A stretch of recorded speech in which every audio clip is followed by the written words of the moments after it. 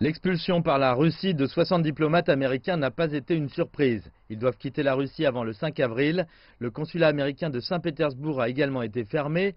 Il s'agit d'une réponse à la décision de Washington d'expulser 60 diplomates russes et de fermer le consulat général de Russie à Seattle au début de la semaine.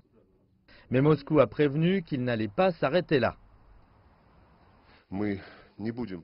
Nous n'allons pas seulement réagir de façon réactive à ce que l'axe anglo-saxon nous fait, forçons tout le monde à suivre leur croisade anti-Russie. Nous voulons rétablir la vérité.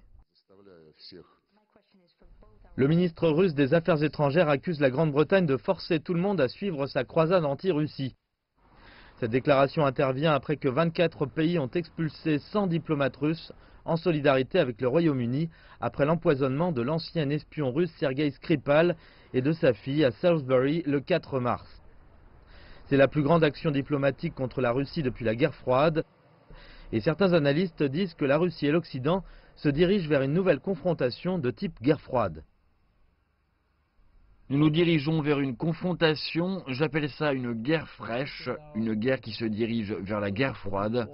Il est clair que dans le domaine de la politique étrangère, dans de nombreux cas, spécialement dans le Donbass, l'Ukraine, etc., Poutine n'abandonnera pas.